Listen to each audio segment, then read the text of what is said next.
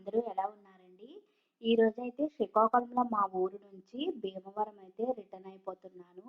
అయితే ఎప్పుడు కూడా నేను ట్రైన్‌కే వస్తానండి. మాకు ఆమదలవలస నుంచి ట్రైన్ అయితే దగ్గరగా ఉంటుంది. ప్లస్ నాకు ట్రైన్ జర్నీయే కంఫర్ట్‌గా ఉంటుందనమాట. కానీ ఈసారి టికెట్స్ దొరకలేదు. అందుకు శ్రీకాకుళం నుంచి భీమవరానికైతే బస్సులో వెళ్ళాను. టఫ్‌గానే అనిపించిందండి నాకైతే బస్ జర్నీ. మార్నింగే 4:30కి బయలుదేరిపోవాలండి మా ఊర్లో. ఎందుకంటే 10 గంటలకి వైజాగ్‌లో బస్సనమాట భీమవరం బస్సు. అందుకు ఉదయమే 4:30కి మా తమ్ముడితో పాటు బండి మీద 6 అయిందండి శ్రీకాకుళం వచ్చేసరికి. అక్కడ బండి పెట్టేసి నాన్ స్టాప్ బస్ ఎక్కేసి వైజాగ్ అయితే 8:30 గంటలకైతే వచ్చేసామండి. సో, మార్నింగే స్టార్ట్ అయిపోయాం కదా! 8:30కి ఇక్కడ కాంప్లెక్స్ దగ్గర హోటల్‌లో నేను ఇడ్లీ, మా తమ్ముడు చపాతీ టిఫిన్ అయితే చేసేసాము.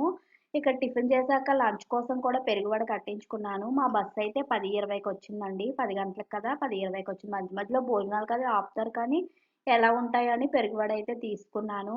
సో, బస్‌లో అలా కూర్చోవడం వల్ల బ్యాక్ పెయిన్ ఇష్యూస్ ఉన్న వాళ్ళకి బ్యాక్ పెయిన్ ఇష్యూస్ వస్తాయి. లెగ్స్ అవి పెయిన్ వస్తాయి. నెక్స్ట్ బాత్రూమ్ ప్రాబ్లమ్స్ ఉంటాయి. సో, అలా టైమ్ పాస్ కోసమయితే కిటికీ నుంచయితే బయటకి చూసుకోవచ్చు. నాది విండో సీట్ అనమాట. సో, ఈస్ట్ వెస్ట్ స్టార్ట్ అయిందంటే ప్రకృతి అంతా చాలా బావుంటుందండి పచ్చదనంతో. అలా చూస్తూ మనకి టైం అయితే అయిపోతుంది. సో, భీమవరం రీచ్ అయ్యేసరికి 8 గంటలయితే అయిపోయిందండి నైట్. మార్నింగ్ 10కి స్టార్ట్ అయితే వైజాగ్‌లో 8 అయిపోయిందనమాట భీమవరం ఎళ్ళేసరికి. సో, వెళ్ళగానే ఆ రోజైతే నేను చేసే పని మటన్ దుమ్ములు, ఇంకా బోటి ఫ్రై చేసి తెచ్చాను. ఫ్రిడ్జ్‌లో అయితే పెట్టేసాను. ఇంకా ఆ రోజుకి ఇంక అంతే అండి పనైతే ఇంకేం చేయలేము. నెక్స్ట్ డే అనమాట. ఇక్కడ 2 బ్యాగులున్నాయి కదా! ఈ పెద్ద బ్యాగొచ్చేసి నేను తెచ్చింది. ఈ చిన్న బ్యాగొచ్చేసరికి మా వారు ఒక 2 డేస్ ముందు వచ్చేసారు. తెచ్చారనమాట. అది చిన్న బ్యాగ్ కానీ అదే బరువెక్కువండి. సో, నేనొచ్చినప్పుడైతే అరిసెలు తెచ్చాను. బాక్స్‌లో కొద్దిగా ఖాళీ కనిపిస్తుంది కదా! ఇక్కడ పక్కనుంటారు కదండీ! వాళ్ళకి ఒక 4 హౌస్ వాళ్ళకి ఇచ్చాననమాట. అందుకు బాక్స్ అయితే ఖాళీ అయింది కొంచెము. సో, మరీ ఎక్కువ తేను కానీ తెచ్చుకుంటాను. తినటానికి బావుంటాయి కదా! కొన్ని రోజులైనా సరే అని చెప్పేసి. సో, అమ్మ చేసింది ఆల్రెడీ ముందు వ్లాగ్‌లో మీతో షేర్ చేసుకున్నాను కదా! అరిసెలు చేస్తున్నట్టు. నెక్స్ట్ వచ్చేసరికి ఇవన్నీ కూడా అక్కడి నుంచే తెచ్చానండి. చాలా మందికి అనిపిస్తుంది కదా! పుట్టింటి నుంచి ఇవన్నీ తేవచ్చా ఏంటి? ఒక్కొక్కళ్ళు ఒక్కోలా అనుకుంటారు. నేను కూడా ఈ వీడియోలో షేర్ చేసుకుంటాను నా ఒపీనియన్‌ని. ఇవైతే దుమ్ములండి ఫ్రై చేసి తెచ్చుకున్నాను. నెక్స్ట్ బోటి కూడా తెచ్చుకున్నాను. ఈరోజు కర్రీ అదే చేస్తాం కాబట్టి బయటకైతే తీసేసాను. ఒక పూటకైతే సరిపోతుంది. సో, నేను బస్సుకొచ్చేయడం వల్ల తొందరగా అయిపోవడం వల్ల ఇంకా కొత్తగా కొనైతే ఇంకేమి ఇవ్వలేదు. ఉన్నదే పట్టేసింది. నెక్స్ట్ ఈ రస్కులు మీలో ఎంతమందికి ఇష్టమండి? చిన్నప్పుడు చాలా ఎక్కువగా అన్ని దగ్గరలో దొరికేవి. ఇప్పుడైతే శ్రీకాకుళంలో ఒక షాప్‌లో నాకు తెలిసినట్లు ఉన్నాయి. అందుకు అప్పుడప్పుడైతే ఇలా తెచ్చుకుంటాననమాట వచ్చినప్పుడు.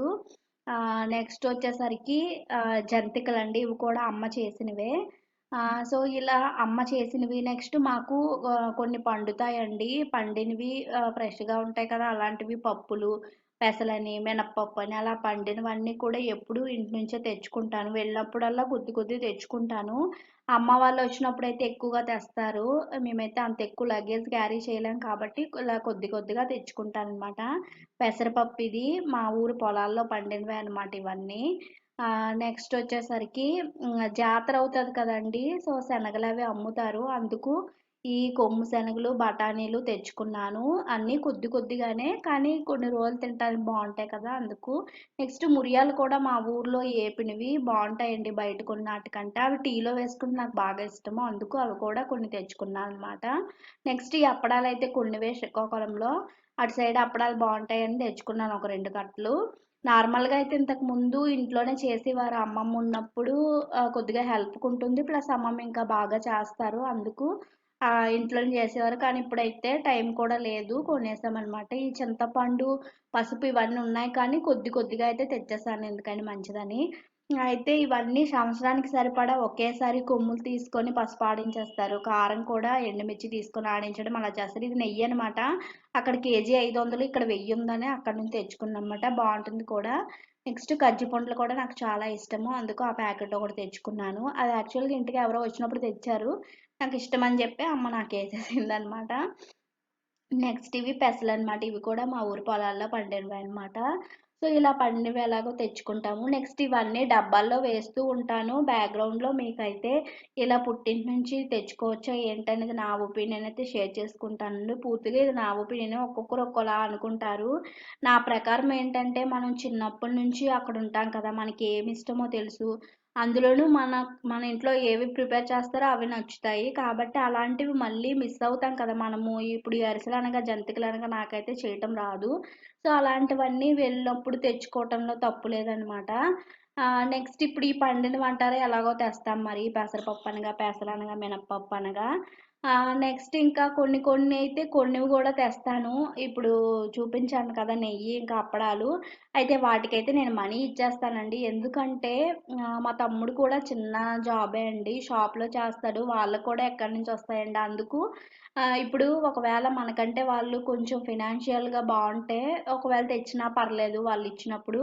కానీ లేనప్పుడు మనం ఇలా బయట కొన్నవైతే మాత్రము డబ్బులిచ్చేస్తే బెటర్ అని చెప్పేసి అలాంటి వాటికైతే ఇచ్చేస్తాను. కానీ మరి చింతపండ్లు ఇవి కూడా బయట కొన్నవే పసుపు కొమ్ములు, కారానికి. కానీ అలాంటివన్నీ సంవత్సరానికి సరిపడా నాకు, అమ్మ వాళ్ళకి సరిపడానే కొనేస్తారు. ఫస్ట్ నుంచి అలా అలవాటనమాట. ఇచ్చేస్తారనమాట. కొంతమందికి కొన్ని ఉంటాయి కదండీ! ఇలా ఇచ్చేయాలి, ఇవ్వాలి ఆడపిల్లకి అని చెప్పేసి. సో, అలా ఇస్తూ ఉంటారు. ఇలాంటి చిన్న చిన్నవి జాతరలో కొన్ని శనగలు ఇవన్నీ ఇంకా కామనేలెండి. సో, అందుకు మరీ ఎక్కువ ఏవైనా బయట కొని ఎక్కువ కాస్ట్ ఉన్నవైతే డబ్బులిచ్చేస్తాను. అది వాళ్ళు మనకంటే ఫినాన్షియల్‌గా బాగా ఉంటే ఇవ్వకపోయినా పర్లేదండి అప్పుడు కూడా. సో, ఇదైతే నా ఒపీనియన్ అనమాట. ఇంకా మీ ఒపీనియన్ ఏంటి? మీరు కూడా ఇలా పుట్టింటికి వెళ్ళినప్పుడు ఏమైనా తెస్తారా? మీకెలా అనిపిస్తుంది కూడా కింద ఉన్న కామెంట్ సెక్షన్‌లో అయితే తెలియజేసేసేయండి. సో, ఇంతకు ముందే నేను సంక్రాంతప్పుడు ఊరెళ్ళినప్పుడు అమ్మ ఇంకా తాతయ్య వాళ్ళతో శ్రీకాకుళం యాసలో ముచ్చట్లు పెట్టడం అనేది వ్లాగ్ చేశాను. ఒకసారైతే చూడండి. నేను కొత్తగానే ఛానెల్ స్టార్ట్ చేశానండి. ఆల్రెడీ ఇది నా సెకండ్ ఛానలు. సో, ఎందుకు ఈ ఛానెల్ స్టార్ట్ చేశాను ఏంటనేది ఇంట్రడక్షన్ వీడియో కూడా ఉంది. ఒకసారి అవి చూస్తే మీకు ఈ వ్లాగ్ అనేది అర్థమవుతుంది. ఒకసారి చూడని వాళ్ళైతే చూడండి. మన ఛానల్‌కైతే సపోర్ట్ ఇవ్వండి. నేను ఎందుకు స్టార్ట్ చేశాననేది మీకు ఐడియా వస్తుంది ఆ వ్లాగ్ చూసినట్లయితే. సో, ఈ ఛానల్ అయినా కూడా ఇంకా మరింత సక్సెస్ అవ్వాలని కోరుకుంటున్నాను. ఈ వీడియోనైతే లైక్ చేయండి. మీ ఫ్రెండ్స్ ఇంకా ఫ్యామిలీ మెంబర్స్‌తో షేర్ చేసుకోండి.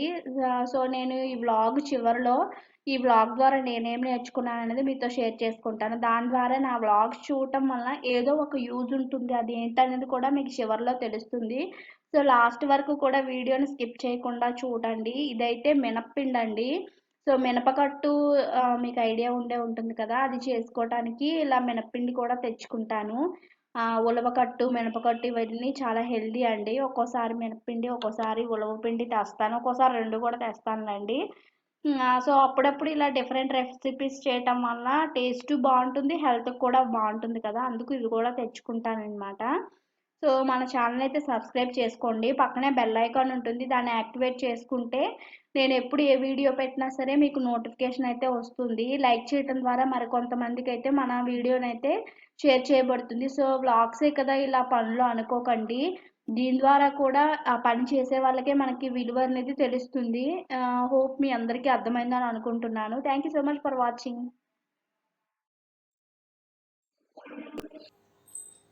సో ఫైనల్‌గా ఈ వ్లాగ్ ద్వారా నేను తెలుసుకున్న విషయం ఏంటంటే, ఎంత ఎక్కువ పనైనా సరే మనకు ఇష్టం ఉండి చేస్తే మనకి చాలా ఈజీగా ఉంటుందండి. ఇప్పుడు నేను ఇవన్నీ తెచ్చాను. ఇవన్నీ కూడా వాటి వాటి స్థానాల్లో పెట్టాను. కానీ ఇవన్నీ కూడా నాకు నచ్చి కావాలని తెచ్చుకున్నవి కాబట్టి నేను చాలా హ్యాపీగానే, చాలా ఈజీగానే ఈ వర్క్ అయితే చేయగలిగాను. సో ఏదైనా సరే మనం వర్క్ చేసేటప్పుడు ఇష్టంగా చేస్తే ఈజీగా అవుతుంది. మనకి బద్ధకంగా నచ్చని పని చేసినప్పుడు చాలా కష్టంగా అవుతుంది. అది చాలా చిన్న పని అయినప్పటికీ చాలా కష్టంగా ఉంటుందన్నమాట. ఇదనమాట ఈ వ్లాగ్ ద్వారా నేను తెలుసుకుంది. మీరు కూడా చాలా మందికి యూజ్ అవుతుందన్నమాట. Thank you so much for watching. నమస్తే.